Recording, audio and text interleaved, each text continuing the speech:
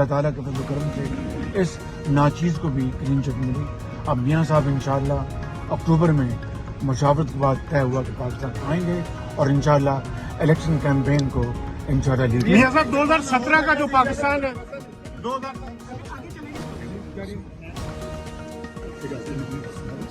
Stand back, please. Stand back, please. Stand back, please.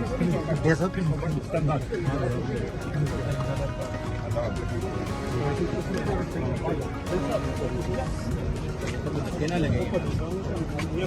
आप कुछ कहेंगे?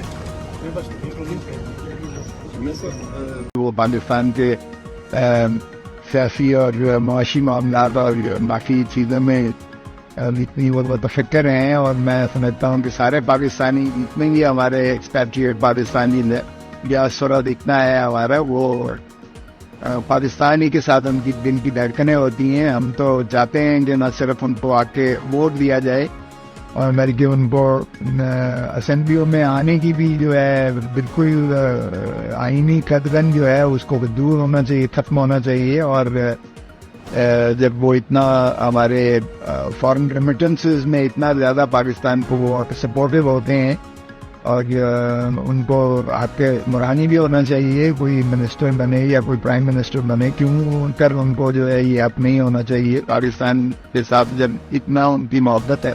और मैं समझता हूँ कि हम जो यहाँ रहते हैं, मैं तो जितनी दफ़ा गया हूँ मुझे महसूस हुआ है कि वो मुझसे ज़्यादा मुहब्बत है मैं और पाकिस्तान के बारे में, उनको जितनी फिक्र होती है शायद यहाँ रहते हुए हमें इतनी नहीं।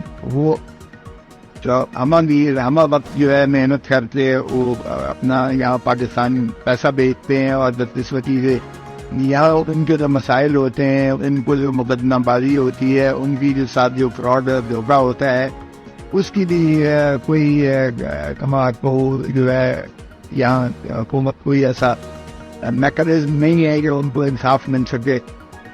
चले हमारे साथ तो पाकिस्तानियों के साथ तो इंसाफ हो रहा है, लेकिन कभी जो हमारे पाकिस्तानी बहन भाई बाहर में से कमाई करते हैं और वो पाकिस्तान में अपने पैसे बेचते हैं, या रियल एस्टेट में इन्वेस्टमेंट करते हैं, या इंडस्ट्री में इन्वेस्टमेंट करते हैं, या किसी और मामलात में वो जितना भी यहाँ करते हैं, तो इनकी तो सिक्योरिटी का मतलब होनी चाहिए।